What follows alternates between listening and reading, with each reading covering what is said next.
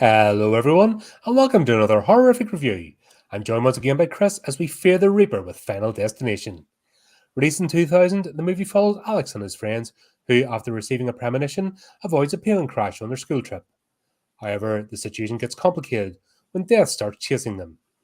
The movie was made on a budget of $23 million and brought in $102.9 million at the box office.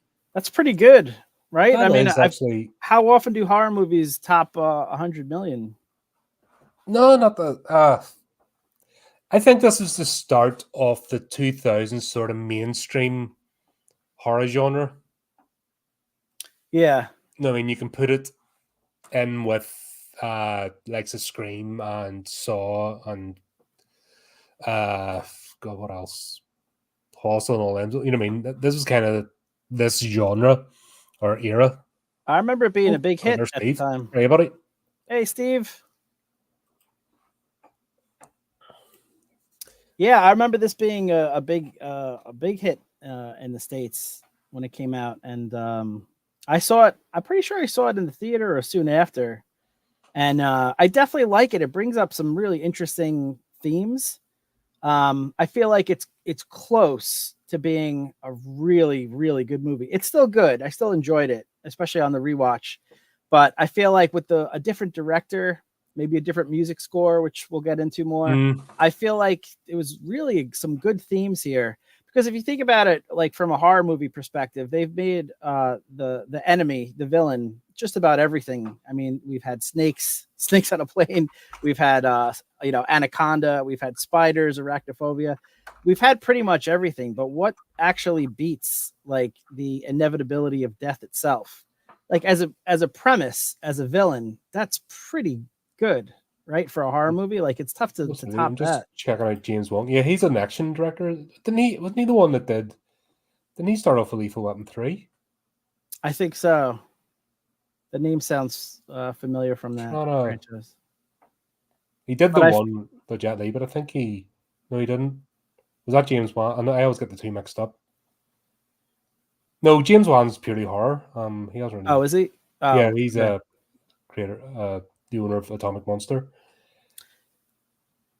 Gotcha. But I feel like you put this in Raimi's hands or someone who's more, familiar with the genre. I think it could have been really, really good because it's got a great premise, oh yeah, but it's still fun. It's still good. Yeah, I enjoyed it. It's one of the more rewatchable ones. I was just saying for the stream, this is the start of that era, the sort of 2000s era, which is a bit cringeworthy. You know what I mean? This falls in with Scream and all them type, Hostel and Saw and that, and those generic actors, the interchangeable ones.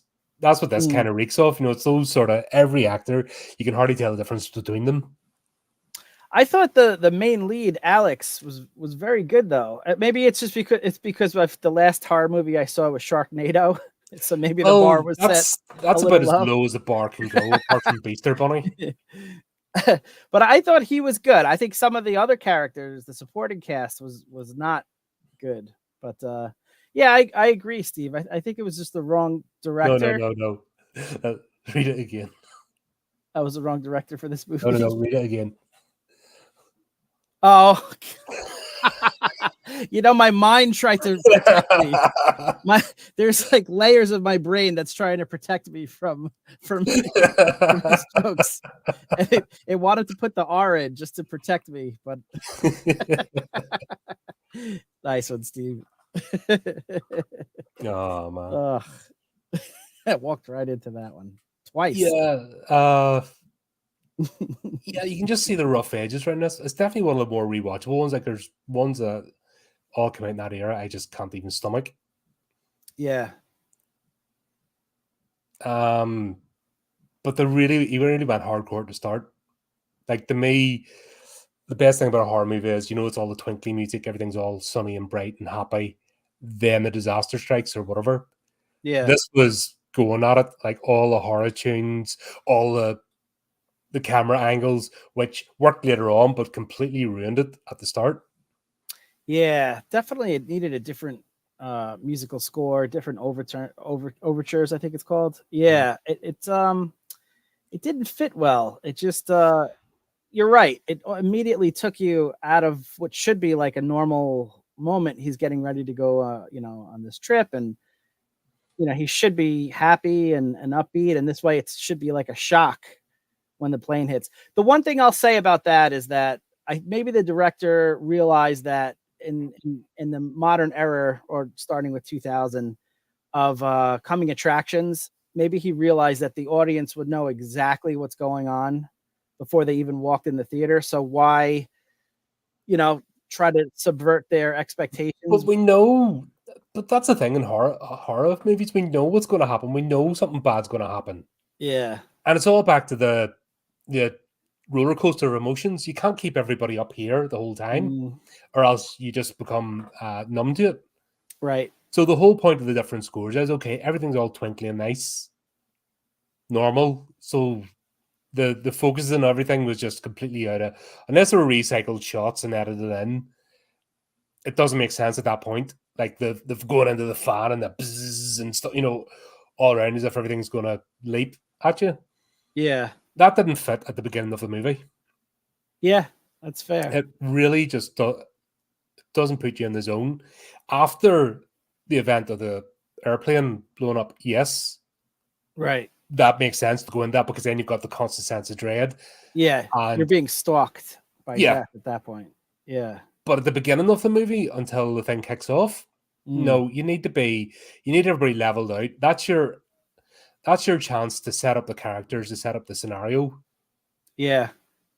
And get everybody know who's who and what's what. If you're already starting with dun dun dun, and actually Steve and I have talked about it in some of the Amicus stuff. They started off with that music all the way through, and you don't get a break. Yeah. So what happens is you just switch off. You're like, oh, okay, overwhelmed. So I have a question, because I'm new to a lot of the stuff. How much do you think that's the director, or how much do you think that's the composer? Like, how much influence did they have? Well, the director tells the composer what they want. Yeah. And that all happens at the post edit anyway. So it's not really, the composer couldn't have changed the the themes. No, because the directors are at the post. After the film's shot, it's into post production. Yeah. And that's where they sit and they choose a score, and they actually have the frames up, and then they do the sound editing. So the raise and lower. The best documentary ever is Peter Jackson when he was making King Kong.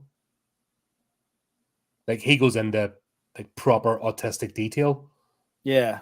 On every shot, and the music, and the composer, and they're back and forward to each other. And was that Howard Shore also? I can't remember. Because that Lord of the Rings score was probably the best in cinema history. Just unbelievable. It was it the San Francisco Philharmonic or something? They got to play it, but they had the composer. Composer does initially on the piano. Yeah, and writes it up, but you see the whole thing of they'll do it shot by shot, scene by scene. Gotcha. Yeah, it is amazing how much influence the music can have. I had the privilege of going to this is one of the best cinema experiences I've ever had. New York City was showing the Lord of the Rings trilogy with the full 200-piece orchestra that did the movie live in front of you with the screen behind it. And it was the most amazing thing ever. They only did the first two. They did Fellowship and Two Towers, because by the time they were going to do the third one, Return to the King, at that point, Howard Shore was already being asked to do those Hobbit movies. So he was busy, and then they never got back to it. But that was the most amazing experience. I couldn't believe having the orchestra right in front of you elevated that movie to the point where it was unbelievable. So I think with this movie, Cameron Adam and I did it for the Star Things. Okay. We went for the Utah Philharmonic, and the full orchestras are playing as you watched, and it is a completely mind-blowing experience. Yeah. You wouldn't, like you said, you wouldn't think it. Yeah.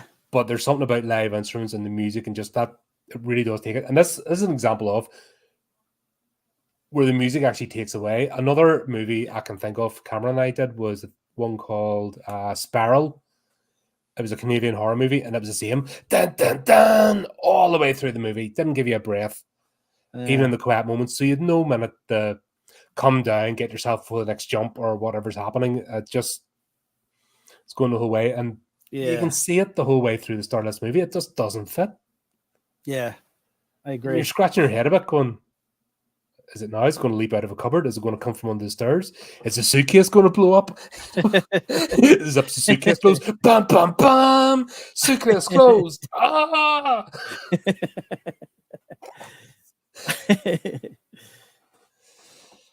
But yeah, we'll get to meet all the characters. See, it's a school trip. Is this the whole American thing where if you fail a grade, because these are just the one grade, you don't have different bands. Right. So you don't have like fifth year, but A, B, C, and D grade.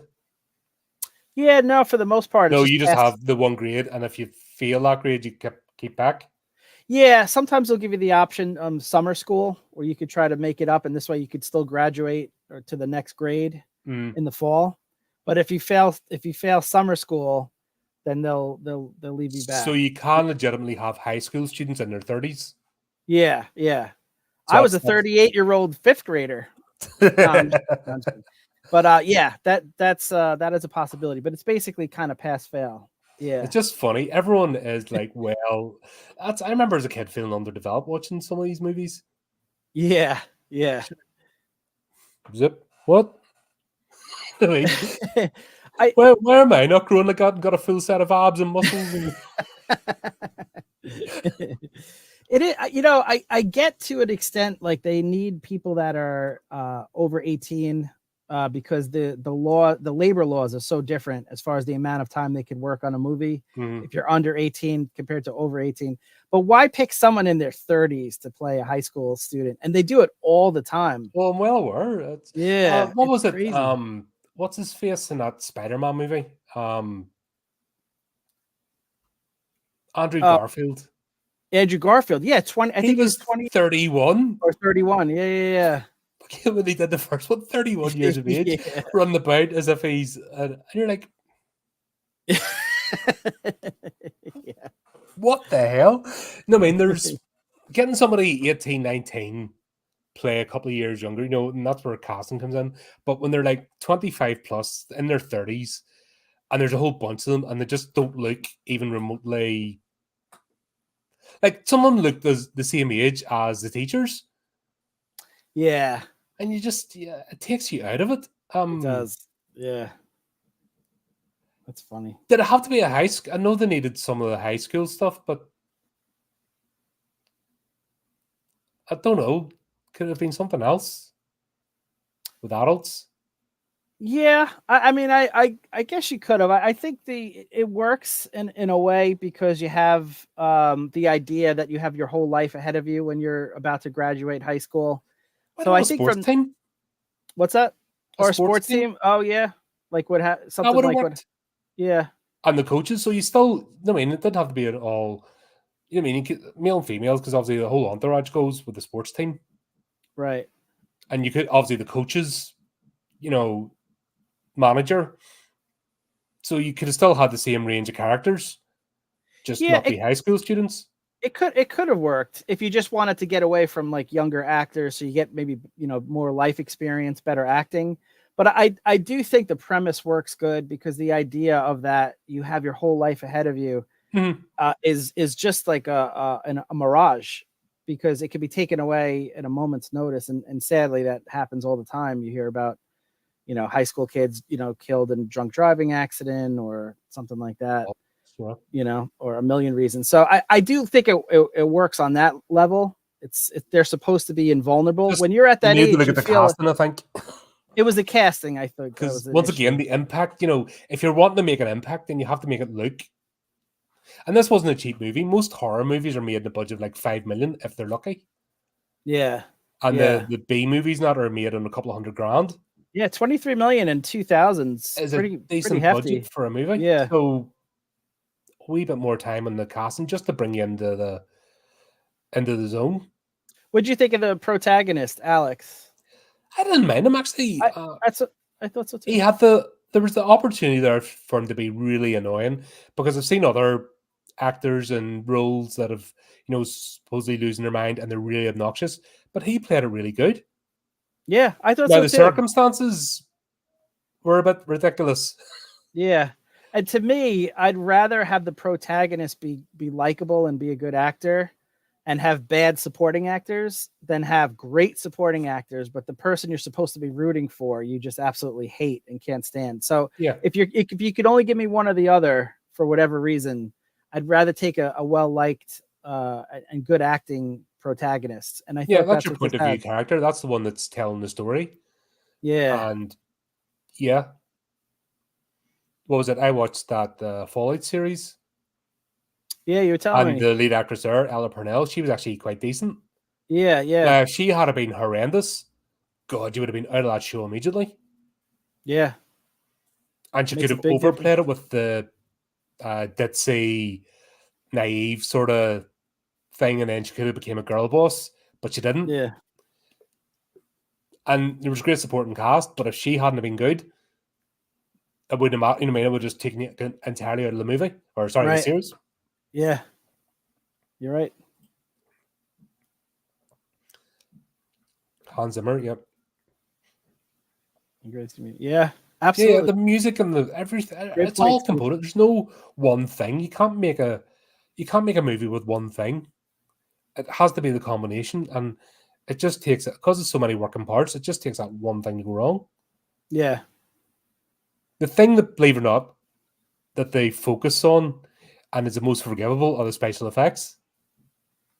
It's very strange. We can forgive bad special effects if everything else around it's cool. Yeah. Yeah.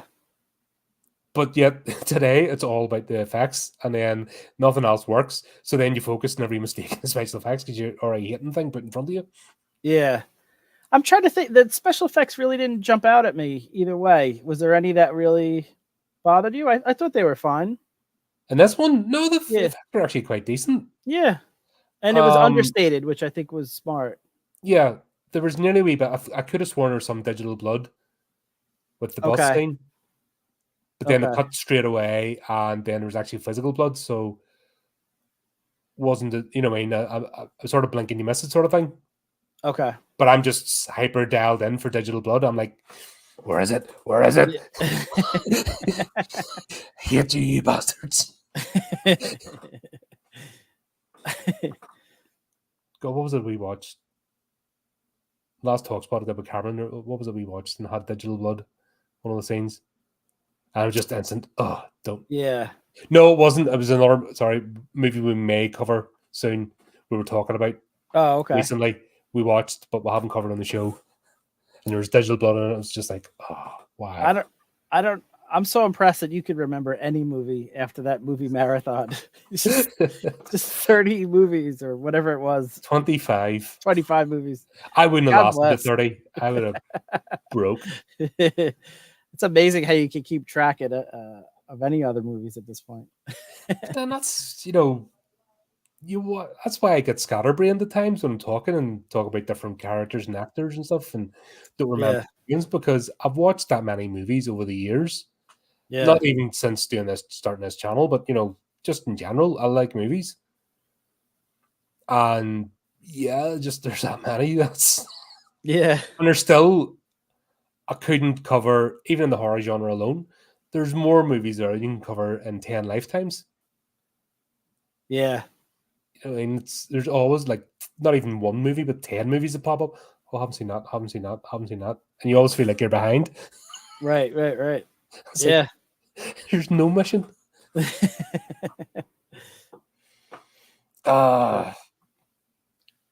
was a bit hardcore to start in the airport, though. God, I forgot her name. Valerie, the teacher. Oh, the teacher. Yeah. It's a weird introduction for her, right? Yeah, bit of a psycho. Yeah, she tells the Hari Krishna guy, just fuck off. Yeah. If you want to live or something, fuck off. And you're like, all right then.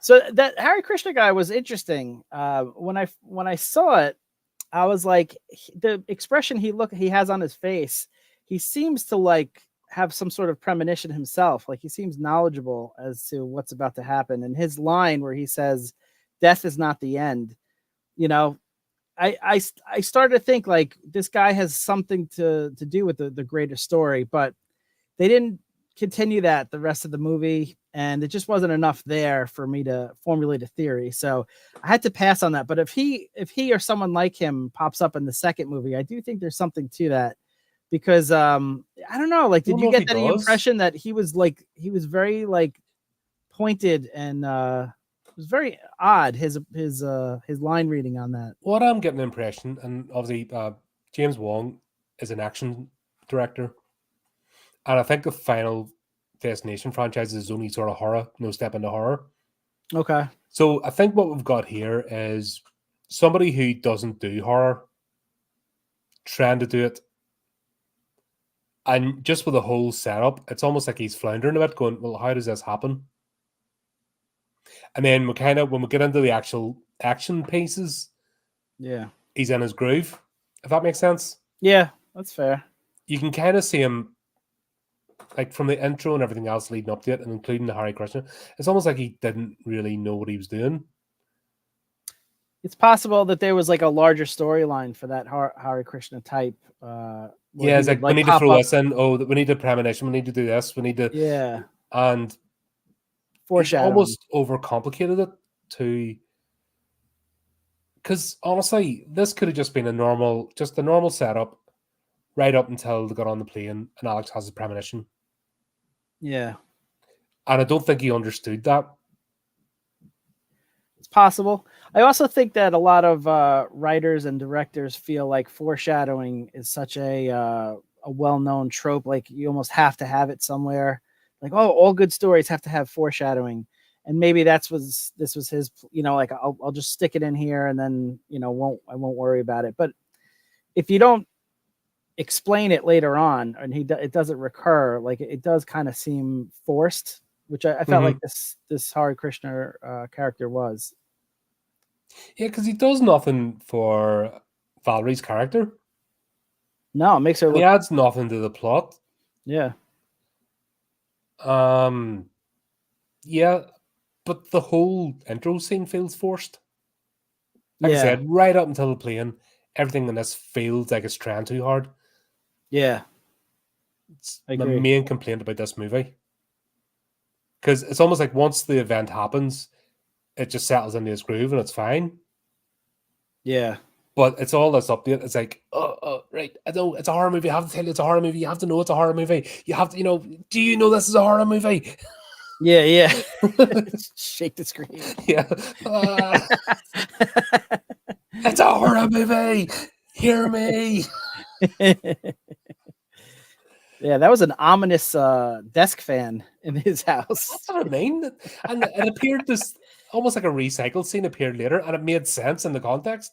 But at the beginning just didn't. It's like, whoa, calm yourself down a bit, settle back. We're all know what we're here for. Yeah. We're with you. The trailer.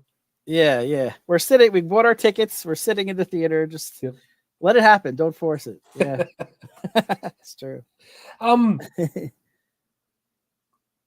Is this an American thing that everyone has to be French on the American side in airports?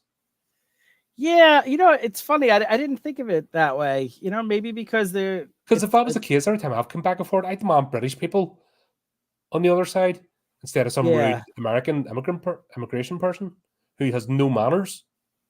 Yeah. I demand that then, if that's the case.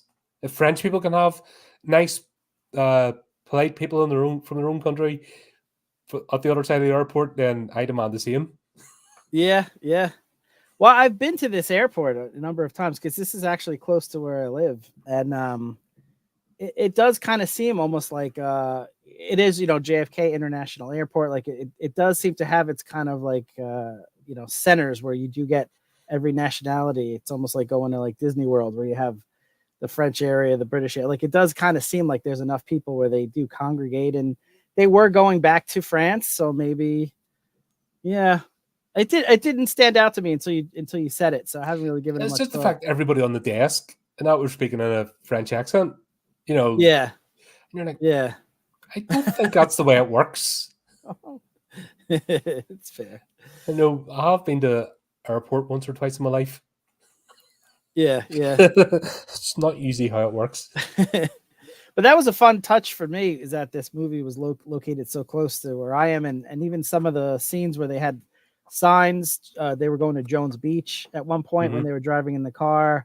Like that's like 10 minutes from my house. Like there was a lot there that added some. I knew some of the locations, the news report. You know, there was some things that I was like, oh, that's pretty cool. It added a little bit for me. That's it. It's always cool to see, but yeah, I would have been happy with everybody getting wiped out there and then. See when they started whooping and mooing, that does my head in. Yeah. Yeah, I imagine that the flight attendants, when the explosion happened, they're like, "Oh, good," because I didn't want to have to stay with this group for this entire flight. And the teacher starts it. God, yeah, that guy's weird. I had a French teacher that got in second form, or first form, sorry, and she only spoke in French. During the time, I was just like, huh? Trying to be, I don't know, trying to be clever. I was like, yeah, okay. And I had zero interest, so just a dark class I just zoned out of. Yeah. When I moved schools, my other French teacher was an alcoholic, so met him in the pub years later. He practically passed out at the table. Neil, what was his surname? Did he remember you? I didn't speak to him because he was freaking off his train. I just left him to it. Because it's funny, I took Spanish in high school, and I ran into my Spanish teacher years later, and he had retired for a while. And I mentioned to him that I took his class. He obviously didn't remember me because I'm like 150 pounds heavier than I was back then. And he got all excited because like I guess he hadn't seen a student in a long time, a former student. And he like asked me something in Spanish, and I was like, yeah, I don't remember. And just the look on his face, it was like his life's work was for naught. He's just like, oh. I was like, I'm so sorry. I disappointed you again 30 years later. That's a problem with teachers, though. They're focused, they're hyper focused on their subject. They think there's nothing else. And obviously, when you're in school, that's like one of like 10 or 12 subjects you're doing. Yeah. So it's harder to focus. You're like, okay, yeah, I have to be keen with you, but I have to also do these other grades, or else you don't get to go any further if you don't get across the board grades. Right. That's a good point. Yeah. They don't realize that you have other classes. They don't care because they're just, like I said, they're just hyper focused, and a lot of them actually don't know how to relate to people, which is funny as well. It's true. Yeah. Yeah, that guy, he was funny because he's just too into it and so obvious. Yeah. I did think that was a nice story beat with him and the other teacher, what did we say her name was? Valerie. The fact that they debated for a second who was going to go on that flight. But the fact that they weren't going to let both teachers back on the plane was because the students, they needed somebody to look after the students. Like the way they worded that was so clunky. It was. Yeah. Yeah. It was weird that they wouldn't let some of the other students back on too. Like they should have just took the two people who were fighting off. Then everyone else happened. Yeah, that's basically. It would have been a very short plot. But you still could have handled that with the writing, make it a little more crisp as to why that whole section of people had to stay off. The dialogue, the dialogue was horrendous right up until, like I said, right up until the incident. Yeah. The dialogue and everything is so clunky in this. It's like a different movie. Yeah. I have to imagine the writer of this movie was a little disappointed in the final result. Final, as in Final Destination. But again, like I think it touches on some really good themes, and the teachers are a good example of that. The survivor's guilt that Valerie had after the fact, I think is actually very powerful theme, and could have been explored more.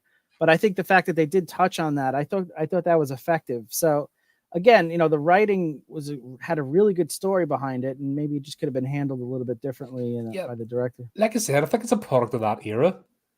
This is the era where movies really start to go downhill. And like I said, this is not the worst of it. This at least is rewatchable and enjoyable. It is, yeah. But there's so much came out in that time that you just can't even think about watching again. Yeah. Like even Sean William Scott, like he effectively plays the same character and everything. Yeah. He was big in that era. The funny thing was his best character I think he's ever played in his worst movie. That was Bulletproof Monk. Oh, I never saw that. Right, well, to me, that's his best character. He doesn't play Stifler 2.0 all the time. And he actually had a bit of depth to his character, but the movie was absolutely horrendous. Yeah, it had Chow Yun-fat on it, so it should have been brilliant, but it wasn't. Yeah. All right, I gotta check that out. The dialogue is so abysmal, especially at the end. Like, you have a movie with Chow Yun-fat on it, it should be instantly amazing. Yeah. And Sean William actually trying to act. So you should have had all the ingredients there for a decent movie, and it just was awful.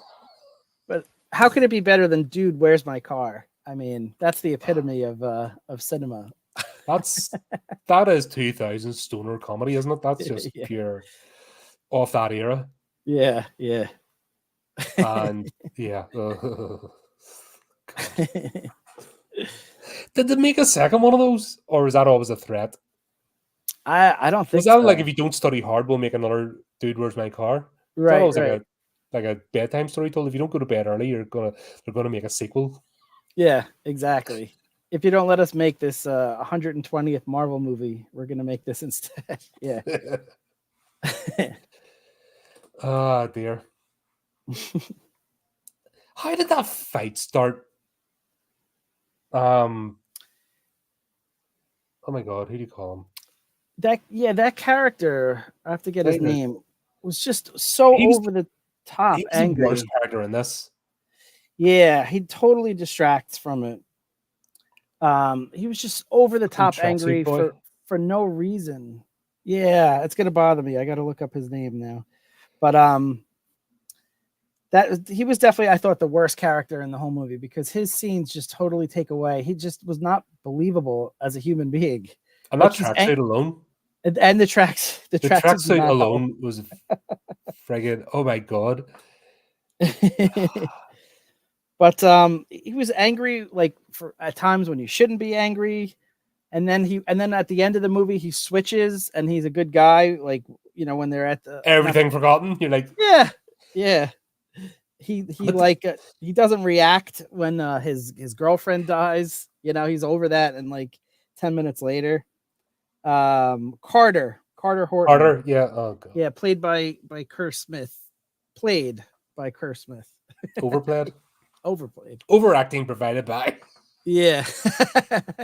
Like, Alex starts to freak out, like, and he wasn't even being that bad. Yeah. And he just said, right, it's go time. Yeah. Yeah. And he was about to get off the plane. Just let him off the plane if he's bothering you. Why are you gonna, like, oh, you're bothering my trip? And he just starts. No, did he not say, you're bothering my girlfriend, as he clambers over his girlfriend, almost punching her in the face to get at him? Yeah. He's like shoving her head. You're bothering my girlfriend, as he's shoving her head down and climbing over the top of her to start swinging. Yeah. Just like, where the fuck did this come from? And then he continues to be angry with him, even though he saved his life. It just didn't make sense. It is his whole portrayal. Yeah, like I said, just the dialogue and that was just so clunky.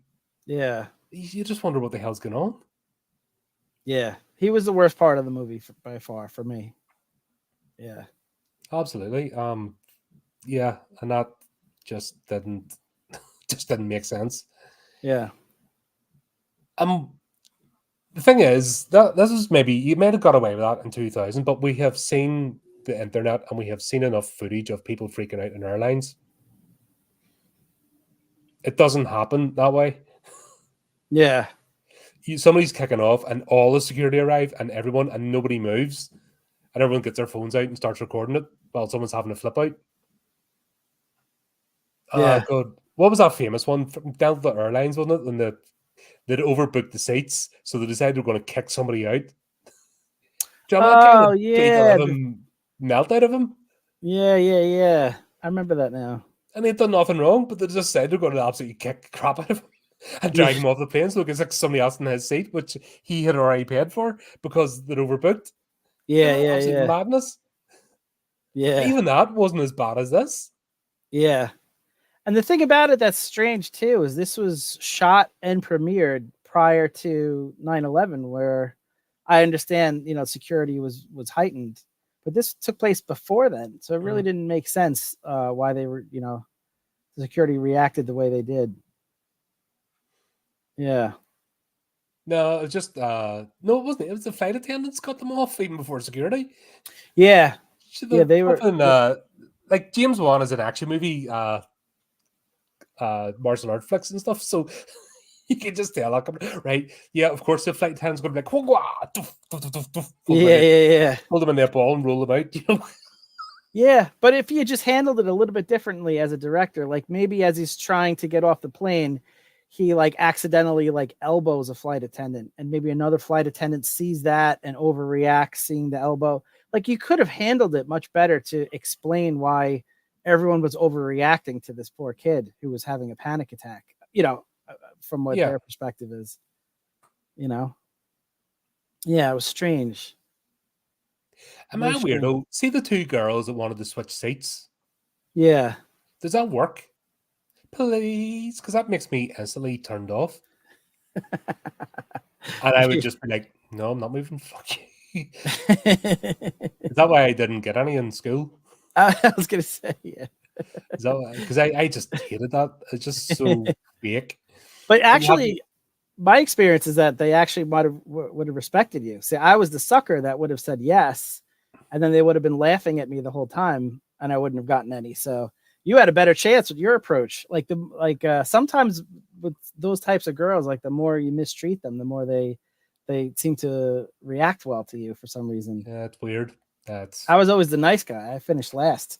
It's that whole Megan thing, isn't it? Yeah. Oh god. No, just those two. It was like so. Like you have to be like proper,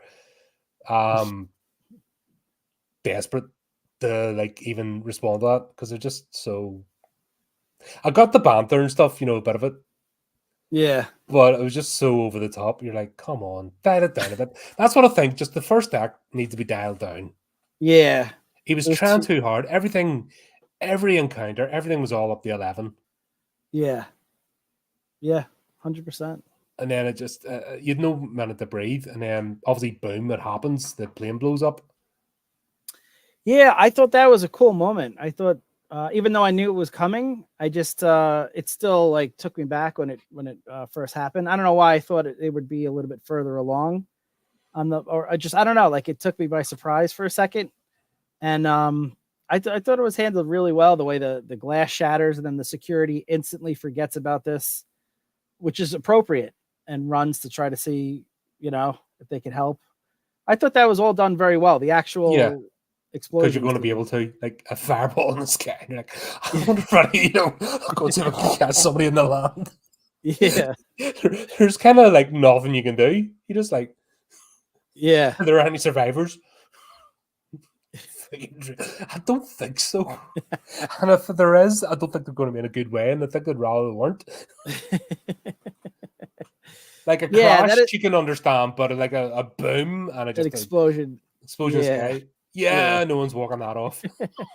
Mrs. Smith, we were able to save your husband's leg. Oh, yeah? Yeah, where would you like it shipped? Exactly. We found Mr. Smith here, and here. But it's interesting. I feel like before we get too far into this series, we have to actually talk about the premise of the show. So he has this premonition, but what exactly was that? Does he have some sort of supernatural power, or what exactly is going on? And I have a theory about this. A theory? Why, yes. I hope it's not one of them crazy theories. There's no other kind. Let's do it. It's a theory. It's a Chris. It's a theory. Chrissy Chris. Chrissy Chris. Chris's crazy theory. Do it. I always love how surprised you are. A theory? So this one goes a little bit. Yeah, better acting than Colton. That's is that his name? He was terrible, that guy. Oh, anyway, but so does he have supernatural powers? I don't think so. There's no indication of that at the beginning of the movie. What I think is actually happening, this is a little bit deep, but I have some evidence to support this, is I feel that our universe is a multiverse and Alex glimpsed an alternate reality. And I know what you're going to say. That's a little deep for this type of movie, but I have some evidence to support this. So what I have here is an actual image of our universe. That's the cosmic cosmic microwave background. And this is actually true. This is what scientists are able to discover that our universe seems to look like based on the radiation left over from the Big Bang. So I study this daily, as I'm sure all of our listeners. A sense of reading, just to know our place in the universe. Exactly. And what does this look like to me? This to me looks like it's a bubble. And if the universe is a bubble, then there's possibilities that there are other bubbles. And this is sort of what I envision it if my printer was able to not run out of ink. But basically, the idea is that our universe is bouncing around and it's sometimes interacting with other bubble universes. Oh, like one of them lava lamps? Like one of them, exactly. That's how I envision the universe. And I've done some equations to kind of support my theory on this. And I think what happened to Alex is that he glimpsed one of these alternate realities. And I think there's so many universes that there are many that are almost identical to ours with just one or two minor changes. So every decision that you make in a different universe, the other decision, the opposite decision was made. And that's why you have almost infinite possible universes. And I think Alex glimpsed one of these. Why did he glimpse it and no one else on the plane glimpsed it? He had his eyes closed. And if you notice in that scene, he was the only one outside of possibly the baby who was then awoken crying because maybe the baby glimpsed it and didn't understand what was going on. But he had his eyes closed and he glimpsed this alternate reality as the universes passed through each other. And once he saw that, he realized that universe was maybe like a few minutes ahead of him, and he was able to glimpse a bit of the future of what could have happened. Now, why is this a bad thing if he decides to change the proper course of time? So I've done a chart to explain why this would be a bad thing and why the universe would not be happy. Here we go. So he makes this one decision to save the people on the plane. But each of those survivors are now going to make decisions, and you can see it quickly spirals into all of a sudden this universe expanding improperly based on what was supposed to have happened. And that could cause issues for these other universes as the universe expands.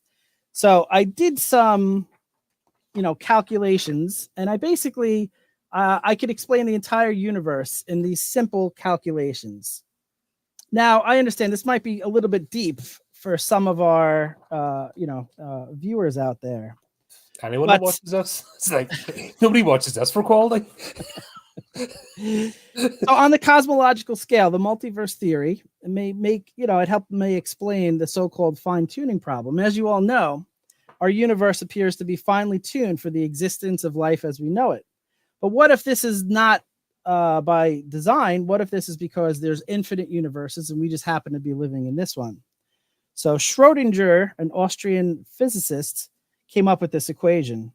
And I could go into the equation, but it might be a little bit above the heads besides me and you. We operate on this level. Yeah, speak for yourself. But so essentially, but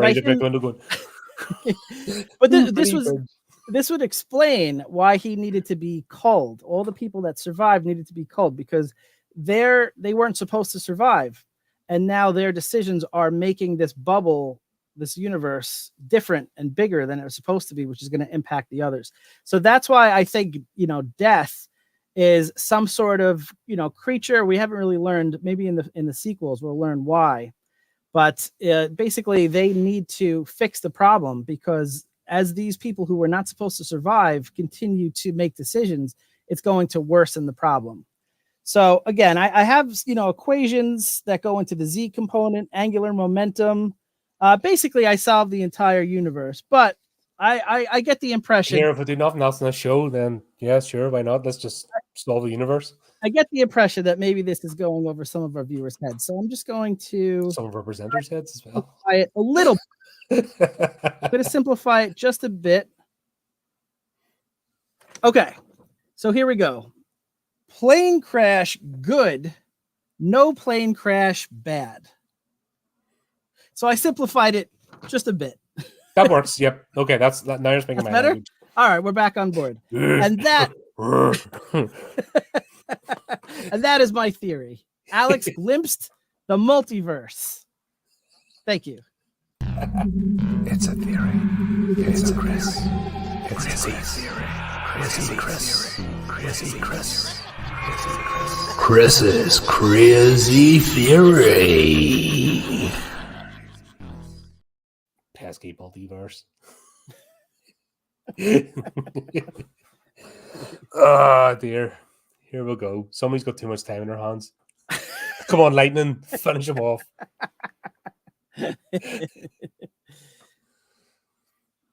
Aboard the mothership. Oh, jeez. The mummy ship. Like he really let it on thick as well, going into the plane. Like, oh, there's a baby. Yeah, it'd be a really bad god if he crashes this plane. And then the guy in the front with CP, it's like, oh, it'd be a terrible god indeed. And you're like, fucking hell, can you spell it out anymore? Calm down. Like he needed to calm down. But yeah, the whole scene, like you said, but he closes his eyes and that whole scene played out was brilliant. I thought it was great. And the movie, like you said, really, ramps it up at that point. And then it becomes very enjoyable. Yeah. Yeah. So obviously the plane blows up and they're all just like, oh shit, as you would be. Yeah. But Cooper wants to still fight with Alex. Like he wants his reaction to want to punch his face, and you're like, the fuck? Yeah. Oh, I'm here. I'm alive. I'm not a fireball in the sky. Yeah. Thanks, mate. Yeah. Everything's forgiven right this moment. A hearty handshake. That's all it would have taken. I'm just so weird. And then the FBI up here. Twiddledee and Twiddledum. Like freaking Inspector Clouseau twice. Is this when do you interview minors? Or even people like under caution as such without legal representation or their parents? Yeah, I did think that was strange. But again, these high school kids look like they were age 30. So maybe he was confused also. You have more stubble than me come in. Yeah. This. See, maybe he didn't realize they were in high school. But no, it's a good point, because especially, like I said, pre 9/11, the security measures that they took were a little extreme. These are kids that. Well, I don't know. I grew up. Funny enough, as you're tramped up, ours relaxed at the end of Up Banner. So I was using that. Oh, yeah. You're going to where? In the special gate.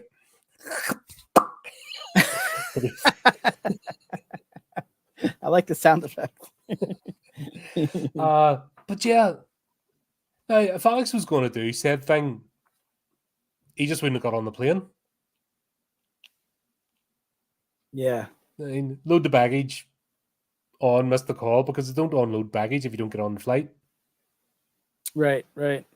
He just would have went, oh, I'm feeling ill. Yeah, not going. Change your mind. Yeah. And just knock it on it. But the fact that they instantly start pinging him, did you start this? You didn't like that story beat? You thought that was forced? Yeah.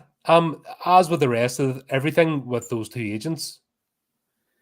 See, I their acting may have been should have been better, but I thought that as a story beat that did work. It is very suspicious if you see this kid and what appears to be some of his friends are screaming about the bomb, that the plane is going to explode, and then they come off the plane and then it does explode. I mean, from their point of view, that is very suspicious, isn't it? I thought that was a good story beat. No? I think it might have been the dialogue and, like you said, the acting. The way it was handled. Yeah. The execution of it. Yeah, but the fact that it turned up at the memorial service and the fact that they still were looking at the other stuff, which they shouldn't really be involved in. Because if they thought Alex was killing everybody, well, that would be a different thing. It was, once again, I think it's the dialogue and this is so clunky, it just takes you out of it.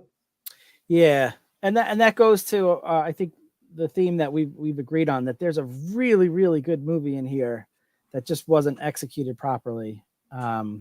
Because I mean, if they should have been suspecting him of murder, because as the people start to die that were on the plane, it really does look like he caused the plane crash and that these people got off without him wanting them to get off the plane.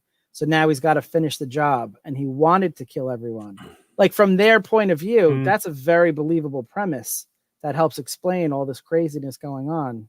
But you didn't see that on their faces. It wasn't played out that way. No, and like I said, it was just so ham-fistedly done. Yeah. Yeah. Oh, please. Instantly discredit. Yeah.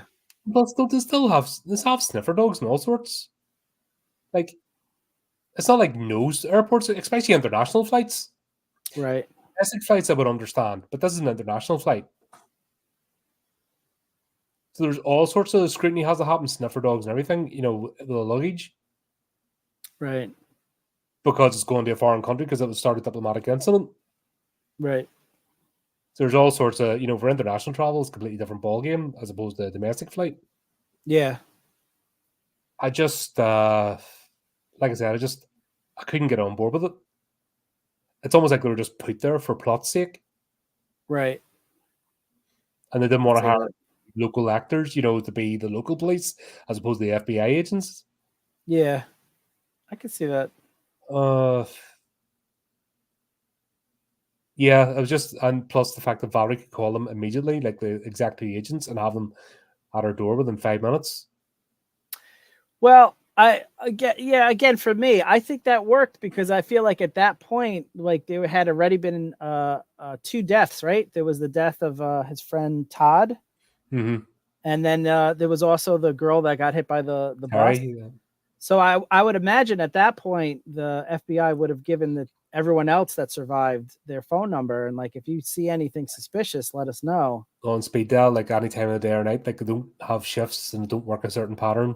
Well, that was strange that it was just the 2 of them, the whole time. Do you know what I mean? It just, like I said, there's bits in this. Do you remember what I've always said about you have to ground the reality before you can accept the fantastical? Yeah. True. Yeah. You need to do that. And when you don't have a grasp on the reality, like the behavior of the FBI agents, no sort of formal procedure, the fight, then you can't accept anything else because you're just scratching your head going, this doesn't make sense. Yeah, I'm with you.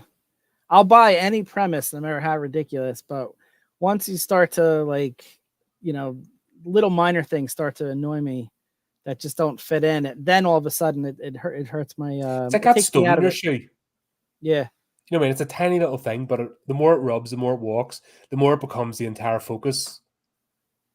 If you're walking any distance and you don't take it out, I mean, it becomes it's a tiny thing, but it becomes unbearable. Right. I mean, that's all it takes is silly wee things, I guess, which aren't money issues. Yeah. It's just a writing and dialogue issue. Yeah. Where I thought don't they have test readings for movies like they do with TV shows?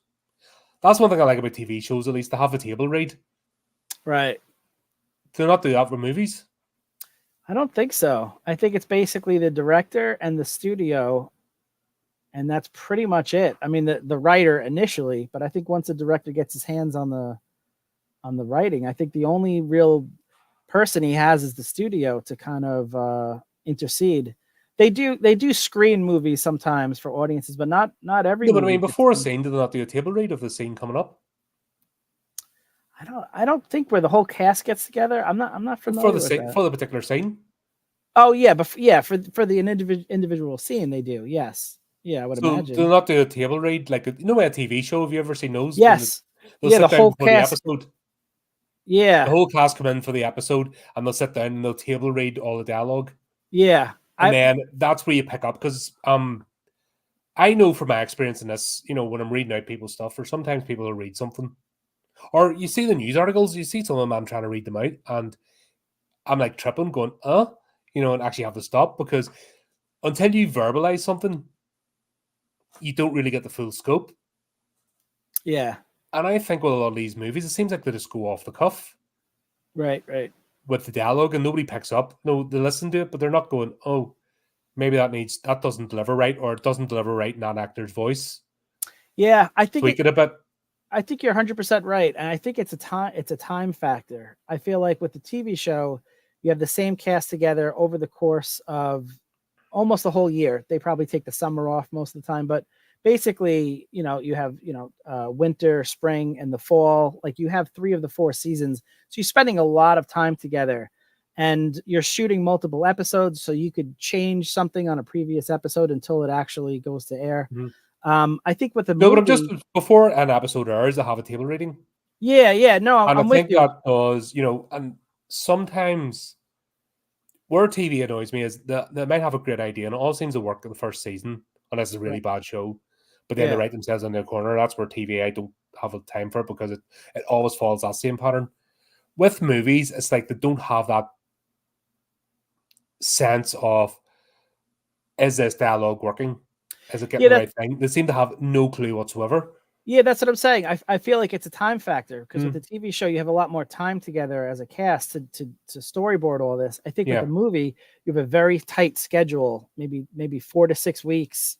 You have to get certain shots in, so you're not with the whole cast and writers for the entirety of a television season. So I think that kind of eliminates a lot of these rewrites, dialogue corrections, changes like that. I think that that's evident in this movie that they definitely didn't have time to really make changes to it to make it sound more believable. Like what it could have been. You know what I mean? Yeah. But it was obviously done enough to get 6 movies. Is it 6 or 7? I was nervous to look too far ahead because I didn't want to see like a load of movies. Spoiler. I know I don't think they think that deep into it. Like definitely I've seen 3 of them and it's just the same plot over again, just different scenarios. Yeah. I only remember one other one, something to do with like a truck and logs or something like that. That's 2. That's the next one. That's 2. I think that's it. I think I've just that's seen like one of the most iconic memes, ever produced from a movie. Yeah. But talking about actually, I suppose we'll go when it actually gets to the point. Alex really should be running his own cult at this point. Like honestly, if he had any sense about him, be like, I am the Messiah.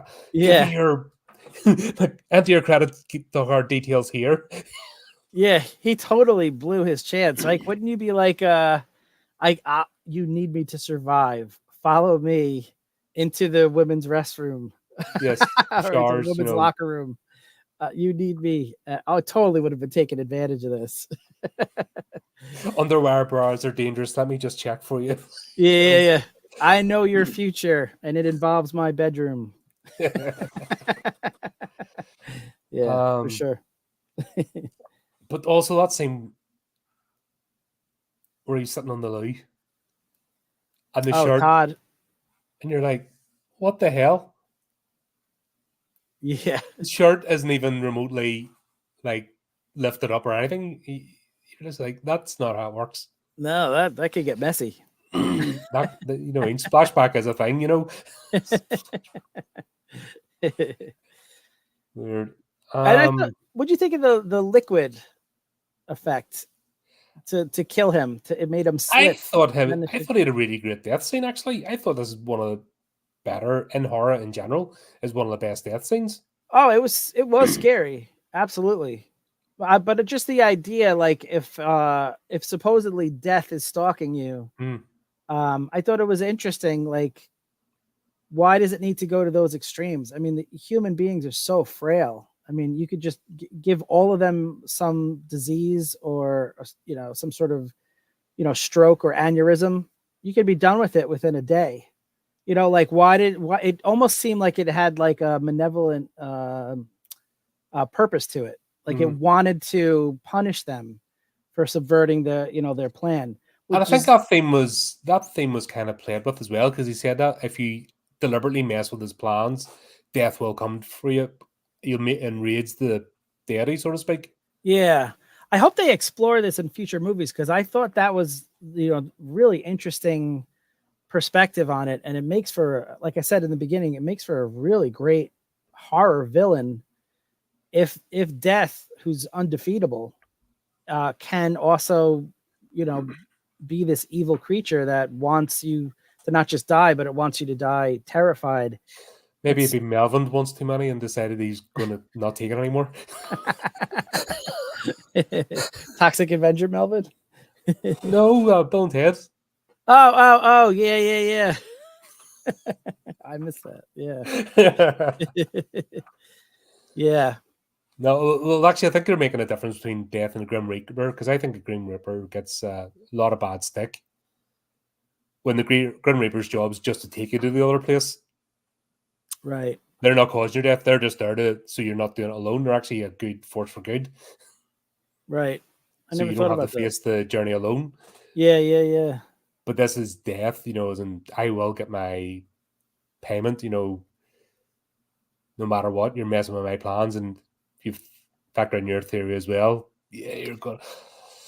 So that's the one part of the theory that I'm not sure of. Like, I do feel like there are creatures that want to, correct this mistake by them surviving, and they definitely want to punish them for doing it. So that's why all these deaths are horrible.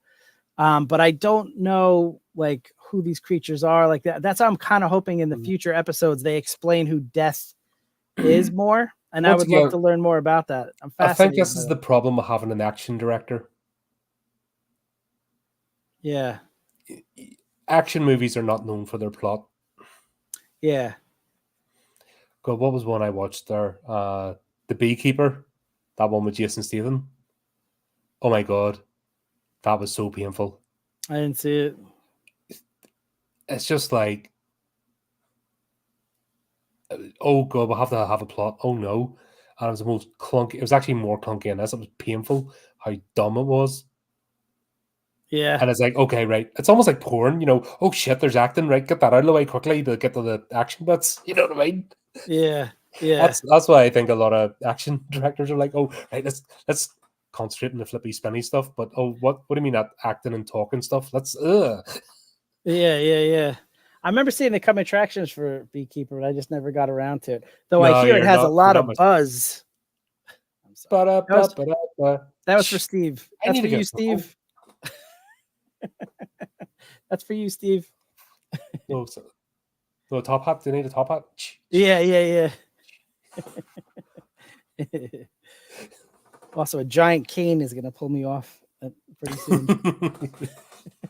Don't give us ideas. It's please get even more. Yeah, just the anger of it, but the whole scene was brilliant. Just the simplicity of it. It was leading you up to think it was going to be an electrocution. Yes. And then just completely took you in another direction. Yeah. And suffocation is one of the more terrifying deaths, because you see it coming. It takes a while, and you can't. I always think like that's one of the worst ways to go. Not that there's a great way to go, but I do think that's pretty terrifying. So I thought it was done well. Yeah, and the wee guy played it out brilliantly. Yeah.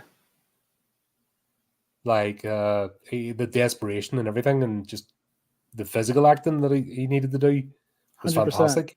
Yeah, 100%. Yeah. But this is where it goes a bit weird,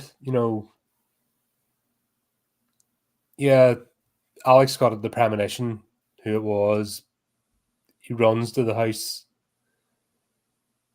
This is where it gets a wee bit contrived. Just as the FBI are there watching him as well and everything else, and surely they wouldn't have been able to make the connection, or even think about making the connection. It doesn't make sense why they put him in the frame for Todd.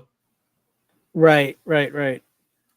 Yeah, I think at that point the FBI was still investigating him for the crash because they thought it was just too, unbelievable why he would say the plane is going to explode and then it did happen.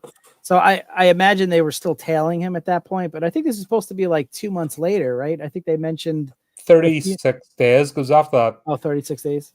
yeah, because with 36 days, 36 survivors, or 36 deaths, remember? They did that cringe memorial scene. Right. Gotcha. Music you play. You do it over shitty. It's a purely American thing. It's that weird guitar gospel music that every time somebody wants a sad, sappy movie, or like a video on Instagram or something, they always play that sort of music. Yeah, that's a good point. Does it have a style name? I didn't think about that. That is a good point. Shit. It's horrible. It actually makes you think the opposite of what they're trying to make you think. Yeah, that's a good point. What would be your go-to song for like a sad funeral song? Not so much a song, but just a piano score or something. Piano score, yeah, just I could see that piano score. And we do things in silence. We have memorials and stuff, and it's usually just 2 minutes silence. We don't bother with a lot, but the music that plays it has the opposite effect. Just makes you go, wise up. Right. And the fact that everyone gets a rose, like, you're really into all that mad shit, aren't you? That did ring true for me. I do feel like that's how it would have been handled with the big statue and everything. I feel like that's something that a school would have done. Commissioned that in 36 days? Yeah. It is weird that they waited 36 days, though. Did they really think they were going to find them in the in the water? That the rescue operation is 35 days in, and there's still hope. And then day 36, all right, we give in. Yeah, they probably exploded. That was just odd. But yeah, they put Alex in the frame, and you're like, there's no way.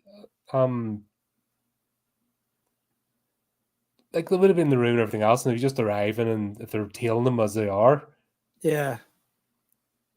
I don't know, just it's bits like where it gets a wee bit. I don't think you needed the FBI in this. I think that's what I'm trying to say.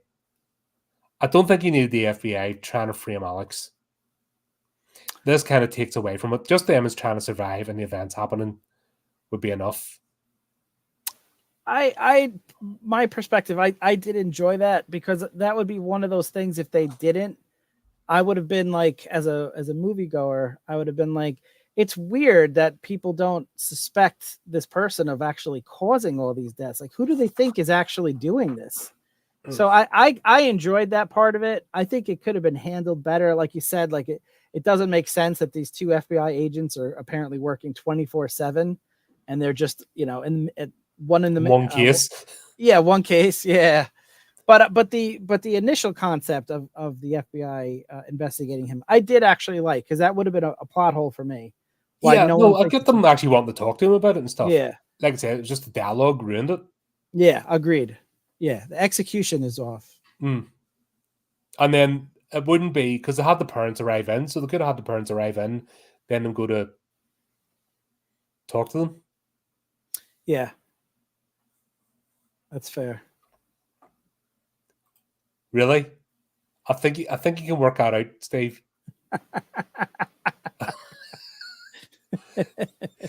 I'll give you a hint. Most of the titles are the same. You can barely tell them apart. I feel like he's setting us up for a Steve special. We're getting trolled. Oh dear, man. Yeah, like I said, I think it's just the way it was handled and delivered. It just makes it a bit too contrived, so you're not really on board. Yeah. And yet, there's so much efforts went into like the death scenes and the whole premise of this. You just want to get on with that, because that's a bit that's actually working in this movie, while the other bits are almost trying to derail it. Yeah, but getting back to the FBI agents, I feel like they probably should have been investigating some of the other cases. Like no one's investigating that bus driver who's going, 120 miles an hour on a residential street.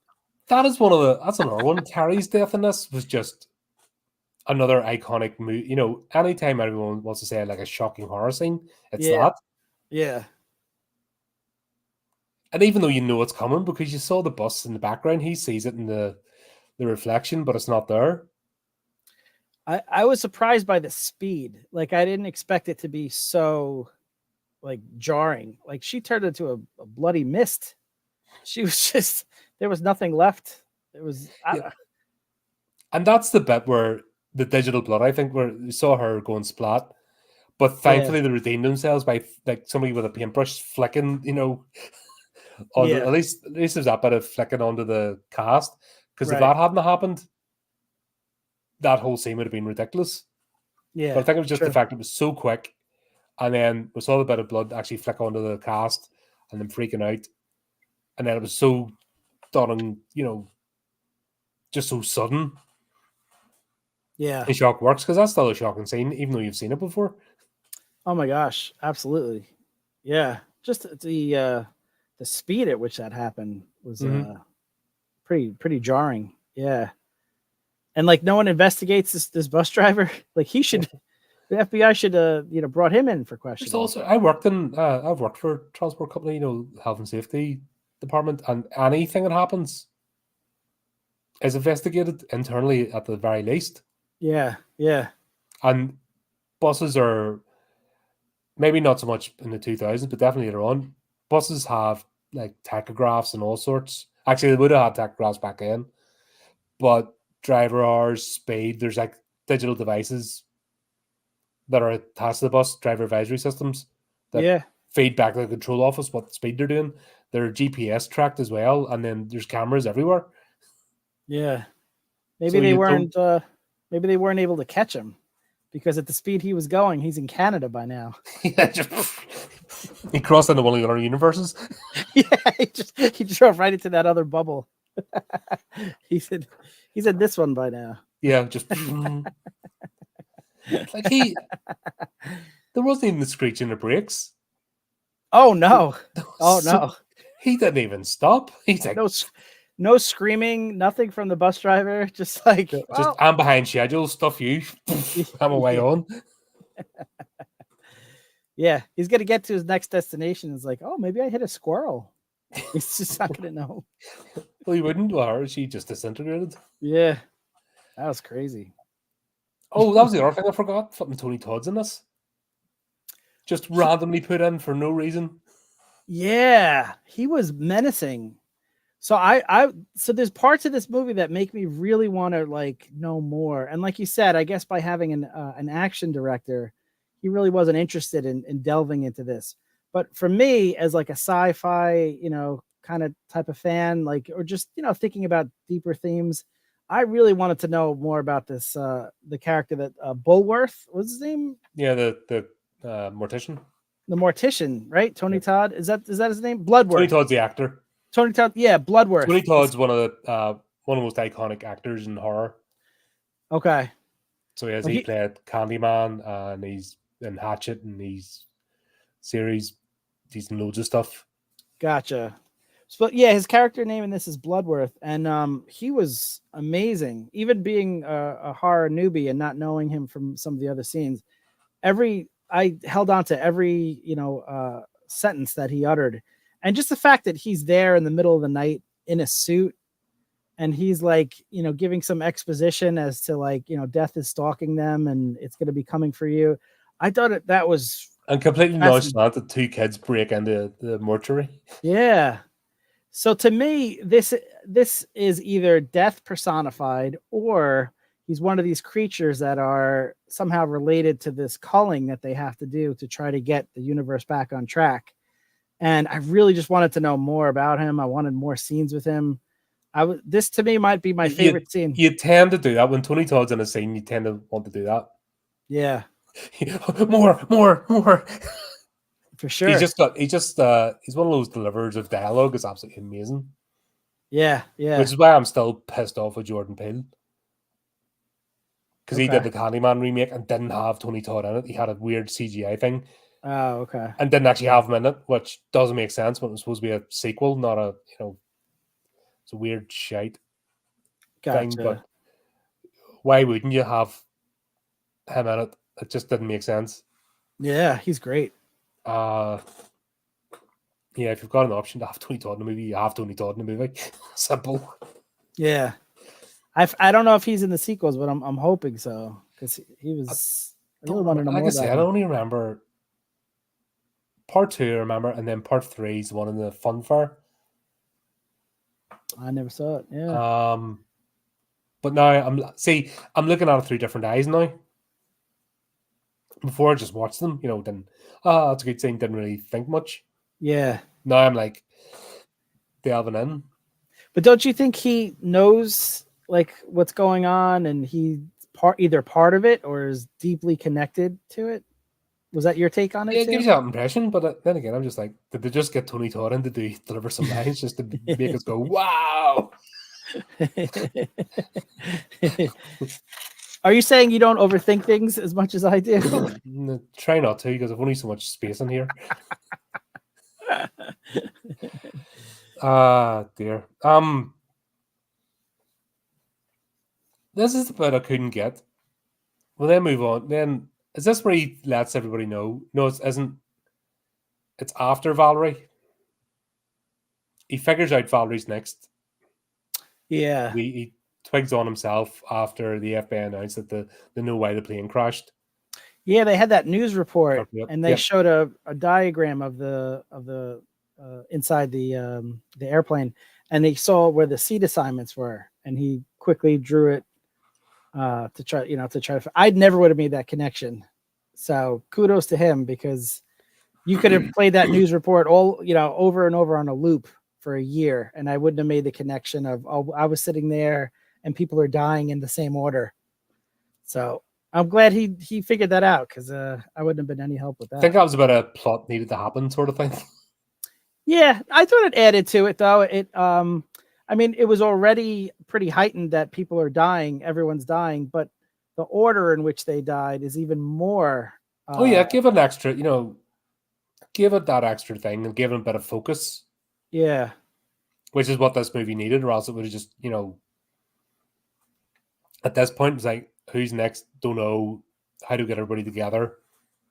Yeah, but it's something as a writer I never would have thought of. I would have thought that knowing that any one of us could go at any moment is heightened enough tension. I never would have thought to add that twist where it's not only can any one of us go at any moment, but you're next. I actually thought that was a good plot point, and it really even took it to the fact that level. the path, the explosion, and all that. Yeah, that's why this movie is rewatchable. It's things like that counterbalance the bad parts. Right. So when they do this well, they do it really well. Exactly. That's why it's able to stand on its own 2 feet, and that's why we can enjoy it. Because if it didn't put any effort at all into this part of it, you just switch off and think it's another dumb movie. Yeah. 100%. But there is a cleverness there, and it was an original idea at the time. As the original concept. Yeah, I agree with you 100%. Yeah. It's just irritating that the other parts, and it wouldn't have taken much to tidy them up. Yeah. Yeah. But so, why is he hanging about outside Valerie's house? That was creepy. Instead of talking to her, and then he's acting suspiciously. Yeah. Does he want to get arrested? Because I mean, that doesn't help your case, buddy. You're just standing there by the tree. What was he hoping that she would come out to take the garbage out, and then he'd talk to her? But he saw her. Yeah, and she saw him. Just wave and walk up to the door like a normal human being. Yeah, that was weird. Are they trying to make him some sort of because I think that's where it's around about the 2000s this autism fetish came in with TV shows and movies. Have you noticed that ever since the 2000s, anyone that has any form of autism or social awkwardness is always super hyper? They're either super hyper intelligent, but they've zero social skills, and it's always the extremes. Yeah. And it is portrayed like a fetish as opposed to just characterization or being an aspect of somebody's character. And they're often depicted as the hero of whatever the story is. Yeah. Sheldon from Big Bang Theory, Mm. like the people that have these, these whatever you call it, disabilities, or are now. Yeah, but it's a form of autism, but they've taken the extreme, at the very extreme, to almost incapable of operating. And I think this is the first of them trying their hand at this model. I'm not saying it's a realistic model because it's not. Right. Actually, quite a disingenuous one. But this became the Alex character has become this model for umpteen movies and TV shows since. Yeah. That's always the same. God, what was the worst one? The Predator. I don't know if you watched that portion of a movie. The original Predator? No, The Predator. Like Oh, the no. fifth one. Oh, no.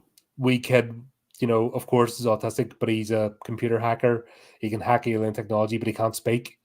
Oh, gotcha. And it's always this caricature of, where yes, it's an illness, yes, it's a challenge people have to overcome to different degrees, but Hollywood really do play it to the worst degree, and I think they're trying this. This is the early formula with Alex, and they just don't know what to do. They haven't got the formula put down yet. That's interesting. I never looked at his character that way, but see with that character, because it's a copy and paste character that's been used now umpteen times. You can see it now with it's just beyond ridiculous. You can see this is the first attempt.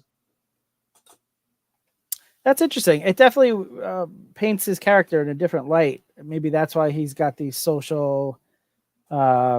He's socially awkward. He has difficulty, talking to people, and maybe that's why he. But he can figure out the C plan of an explosion path. Yeah. In half a second, and come up with.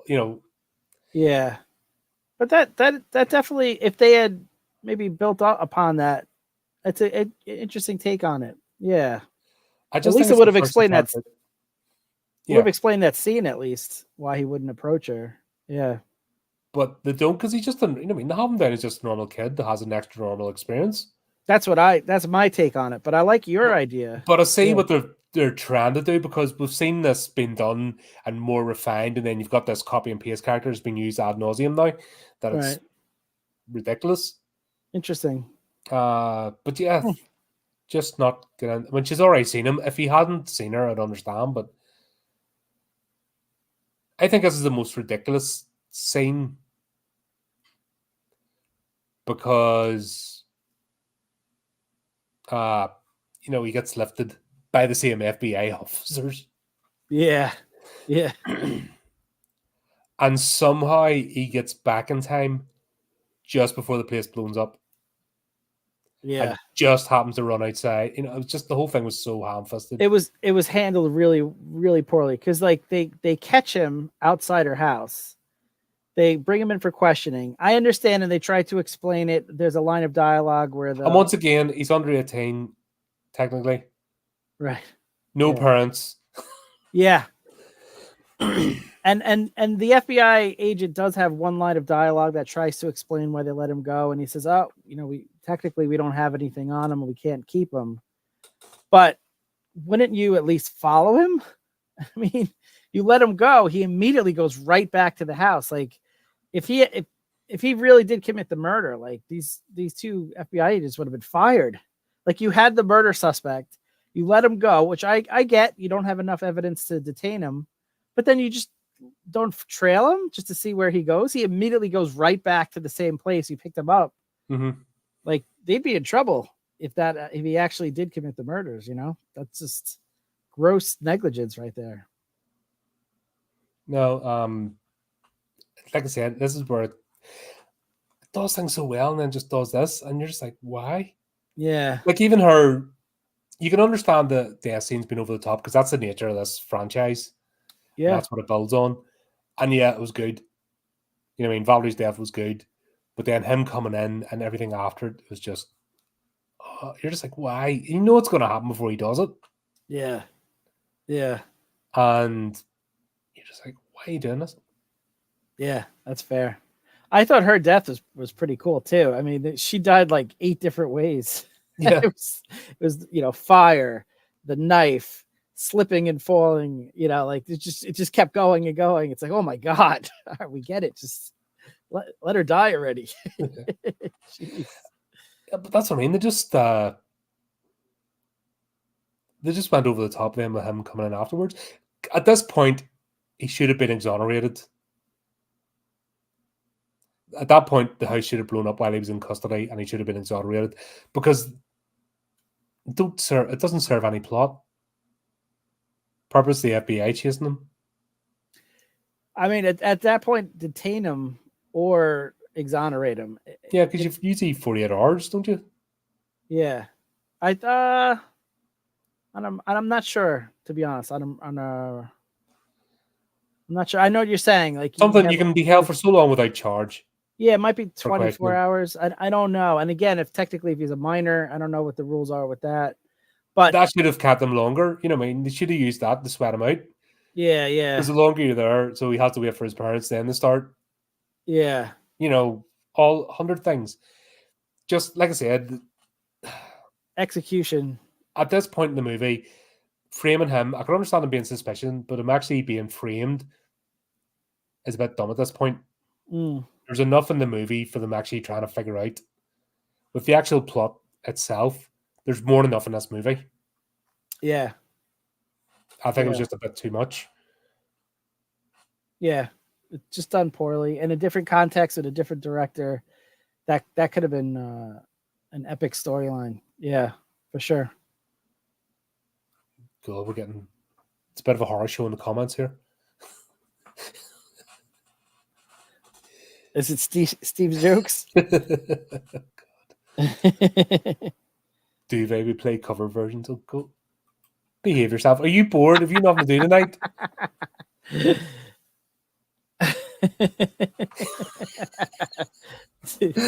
You're the best, Steve. Dear, oh dear. Steve's great. Yeah, but I just, like I said, that whole bit I just found was a bit contrived, and it's actually taking you away from the plot. Like I said, a very interesting premise here, Yes. and something that could be Agreed. explored more, but they don't. They do this side plot, which really offers nothing. I don't think they bother with the sequels. They just get on with it, which is cool. Okay. Yeah. But then it just gets ridiculous where Claire, yeah, she was a weird character in this. I Yeah. don't know how I feel about her. There were times where I thought she was effective as like a loner type. She's different, so that's why she gets Alex and she's willing to believe him. So there are times where she does well, and then there's other times where she's just too over the top, where she's not believable as a high school student, and she also looks 30 years old. Yeah. Lives in her own by the looks of things and stuff, in her 4-bedroom house with its Yeah. garage and stuff, and you're like, Yeah. As every high school kid has, right? Yeah. Can't do that as an adult. Yeah. Yeah, and then she's calling him baby within, like, she didn't speak to him once, as she pointed out, until the flight. And then she's Right. like calling him baby and stuff out of nowhere. And he's given no indication he's even remotely interested. Well, this is the part of the movie that was the least believable to me, because if you have a girl like this, telling you, calling you baby and saying we have a deep connection, I mean, you got to close the deal, right? Come on, Yeah, Colin, you got to absolutely. close the deal. I mean, you need me to live is a great pickup line, and he didn't use it. Yeah. There was another storyline with her I'll get to at the end. There was an alternate storyline that I think would have worked better. But I'll save that for the ending. But definitely she it definitely was could have been done much better with her. Yeah, wasted. Yep, and then we'll go back to Tracksuit Boy. Oh gosh. That guy's chasing him. She helps him escape. Then that whole scene in her house where it was just getting more ridiculous. Yeah. And that's the fun aspect of the movie, The problem is with this one, there's just so much pain in between the good scenes that you can't forgive it. Yeah, because the idea that you could be killed by everything, but that technically you can survive it if you're diligent enough, is an amazing premise, because it really does make you look at things in real life. Like everything is a sharp object, everything could trip you up, and it's a terrifying way to live life. Pop in the head, whatever, you know. Yeah. Yeah. Every Well, time lightning hits or there's water, you have to worry about slipping on it. I mean, it's a terrifying concept. So I think it's done, it's done really well, but just could have been executed a little bit better. yeah, because don't forget, we just had the FBI chase. Right. The most inept FBI chase ever. Yeah. Yeah. God, like, really, he can move that fast. He could get across. Yeah. It's just silly. And then it takes away when you get the Claire scene with the house. It just takes it all away because we've just watched that and you're like, why? And then is she going to die too? And is he going to get stitched up for that? And you're like, what the hell? Yeah. Would you have liked it more if he did sacrifice himself for her? I don't know about that, but just the fact that he's getting stitched up 4 kills in. Yeah.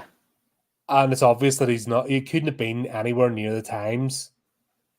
Considering everything that's happened, there's no way the time scale could he be there to do what he did. Right. Or what he's been accused of. And even her, the fact that she survives, she could have easily told the FBI, no, it wasn't anything to do with him. He rescued me. Right. Yeah. It's you know what I mean? It's an addition. It's something that's sticking with me the whole way because it's an additional plot line that's been so ham-fistedly done. It's actually taken away from the movie. Right. That's fair. And thankfully, it doesn't get repeated. I don't think. You know what I mean? This is the worst part. Is the whole him being framed for the killings, which just doesn't work because of the way it's done. Right. Yeah. Because actually, after the Claire incident with the house, the movie settles into what it could have been the whole way through. And it's him freaking out. Who's next? Tell me who's next, etc.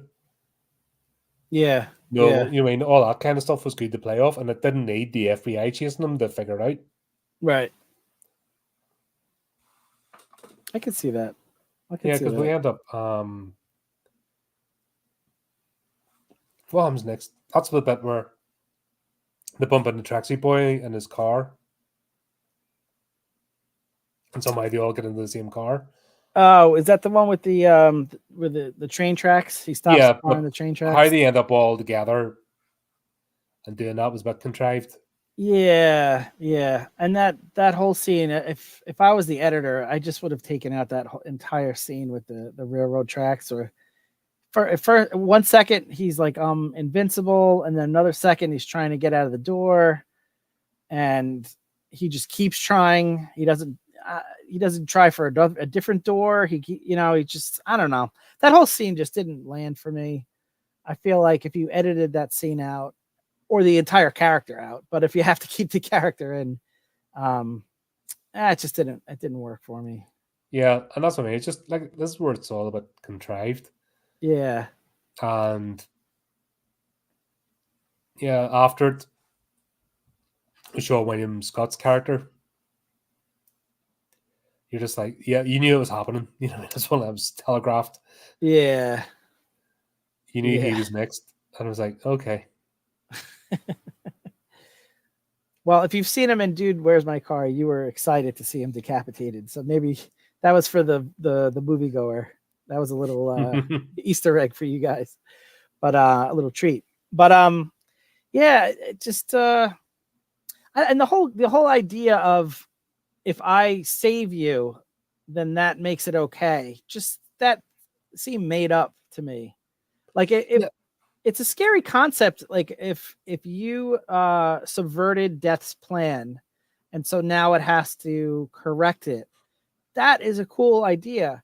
But to add in all these contrived rules where it's like, well, yes, but if I save someone else, then that will, like, no, It's like similar to the Scream franchise with all the meta stuff. You know what I mean? They're going over yeah, meta for the sake of it, and this was a crime of the 2000s.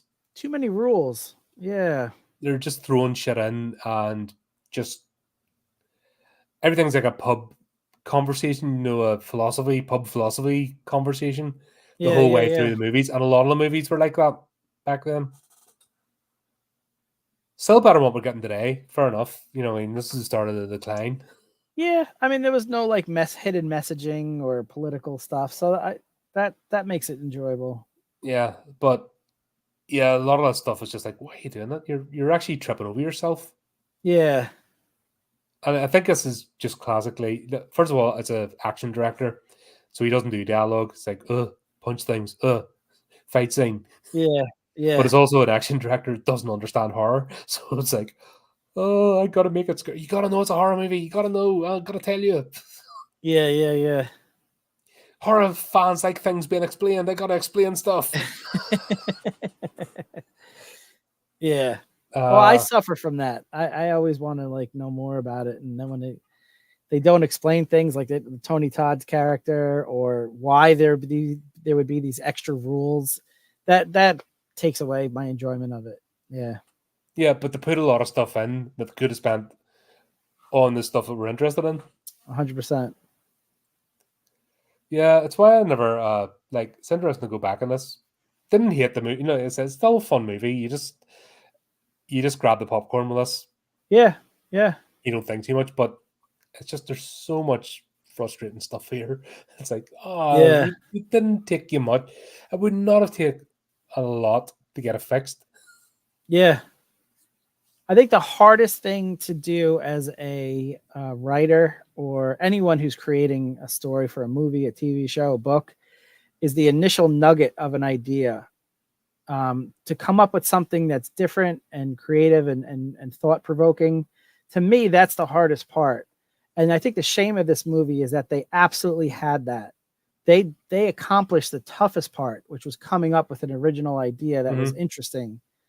And that's why it's almost more disappointing that they failed on some of the execution on it, because they had that nugget of a great idea. Now, the good thing is that there's other sequels, and maybe they ran with it and did a better job with it. But it's just disappointing that this could have been so much more interesting. Yeah, and the ending was just. It started Oh, off good. There we go. We get the music, the proper music. You know, which should have been at the beginning. Just everything getting bright and going well. And to me, that should have been like Terry's death. You know, the shock of it, of quick dialogue, but they really overspun it with the dialogue. yeah, At the end, they actually took away from the shock that was still after them. 100%. And did you think that 6 months later was a little too soon? I mean, after all your friends and teacher died, and then besides the plane crash when a lot more classmates died, like to go to France 6 months later and be so happy go lucky, did that seem a little early, soon Yeah, to but you? then the whole that's what this movie feels is, once again, the reality of it just doesn't exist. Yeah, Could have been a year later, could have been 2 years later. yeah. To me, that makes a big difference. And just I And would once have again, that liked. doesn't cost money. That was just changing the text. I mean, they look 30 years old anyway, so if they look Yeah. 32 years old, it's fine, you know. But I just feel like if it had more, I'm big on consequences. I like the prior scenes to have consequences. If they were, I know they did do cheers to their classmates, but they were just so happy and giddy about it. Like Yeah. if they were like somber and like we felt it was important to go to France, and because they, unfortunately our classmates are not going to have the chance. So it's important to live life and to honor them by doing the things that they wanted to do. If they were more somber about it, it would just be more realistic to me. The fact that they were so like, hey, remember that crazy thing that happened? Oh man, Yeah. that was crazy. Yeah. But it's, once again, it's a dialogue. It just Dialogue. undermines the whole premise of the story. Exactly. And it's been this case the whole way through the movie, so it wouldn't be any different at the end. Yeah. Yeah. What was your take on who died at the end there? Do you think it was just Colton, or do you think it was no, Colton? I think it was them all. You feel like it was all three, right? Yeah, I think that's the whole point of the franchise, is that everyone goes. My take on it is that the two guys died because it looked like it was falling on them. I think she was still by the chairs. Mm. So it looked to me like the girl would have survived. She saw it. She saw it too. Yeah. She saw something happen. That's true. She had like a premonition. Yeah. So that's interesting. But I wanted to read this to you. So there was an alternate ending that I think actually would have been much better for the whole story. So in fact, this was the original ending, and then they changed it to the one that they actually went with for the theatrical cut. But the original ending is bittersweet. There was a few expanded scenes of what's the girl's name? Claire? What's her name? Yeah, of her and Clear, Clear, right? Yeah, I thought I mistyped it. Clear. Okay, so there were a few expanded scenes throughout the movie of Clear and Alex having sex, getting together. Which, by the way, that would have been more realistic. And after that scene where he gets electrocuted, he actually dies in the original cut of the movie. And it's discovered afterwards that Clear is pregnant with Alex's child. So in the end, Alex ends up sacrificing himself to save her and unknowingly his child. And Clear and the baby at the memorial for Alex, there's a great moment where it's implied that Alex is watching over them somehow. And I actually think that would have been a much better way to go than that contrived scene of them just being so happy-go-lucky in France. And then the idea is that because Alex sacrificed himself for her, that's why the baby is allowed to be born, because it's like a 1-for-1 ratio. He died so the baby could live. So death has a balance. It's an equation. I would have liked that. I think that would have been a cooler way to go with it. It doesn't explain why she's allowed to live, but at least the baby is a 1-to-1 ratio with Alex. Yeah. I don't know. Like I said, it's the delivery that just the movie works against itself, which is sad. Because there's no need. That's where it kind of goes wrong with us. Yeah. But Ozzy did well enough. You know what I mean? Spawned numerous sequels, which we're going to look at. Yeah, what is it, like 4-to-1 ratio or 5-to-1 ratio? 112 million against a 23 million budget. That's pretty. Movies today wish they could make that profit. Sure. Yeah. It's usually the opposite. 112 million to make 23 million. Yeah, absolutely. The other direction. Just tax write-offs galore. Yeah. There you go. That's I didn't think we were going to talk that long on this one, but yeah, there's quite a bit on it. Well, I think my Chris's theory went a little long. I apologize. That ruined it. But there's a lot of nuggets to it. There's definitely a thought-provoking movie. Yeah, and it's nice that, like I said, they're still making original movies. Yeah. Up to the 2000s, which I think we need more of today. We need chances taken on original properties and ideas. 100%. Instead of this constant sequel, reboot. Look at all the movies coming out this year. They're all prequels or reboots or sequels. It's just depressing. Yeah. Like I said, the initial nugget of subverting death because of a premonition, and then death is now stalking you to correct that. That nugget is a great concept. Absolutely. Yeah. But there you go. That was fun. That was good, bud. Next time we're lowering the bar again. We're back to. Oh God, I forgot how bad these movies are. But we agreed we're going to have to do it. Sharknado 2, guys. I'll apologize now. Hopefully they've got I think there's a certain point they get the fun element of it. Yeah. I think it's for this one they ditch the over contrived plots and just carry on with just come through the motions, if that makes sense, with these ones as well. Yeah. One thing I can guarantee is there'll be fewer talk of mathematical equations in Sharknado 2. You won't see any of this No in more Sharknado blenders, blenders and DVDs. 2. Yeah. This is what you should do with your Sharknado collection. There you go, Chris, mate. Thanks as always. Great to have you on board. Always a laugh. Thanks for having And me on, buddy. Steve, thanks for the jokes. Thanks, Steve. God. And thanks to everyone else there that tuned in but didn't comment. You can't say hello. We will say hello back. But just as we say, keep up to date with the channel, do the type of things. Until next time, keep it creepy, keep it horrific.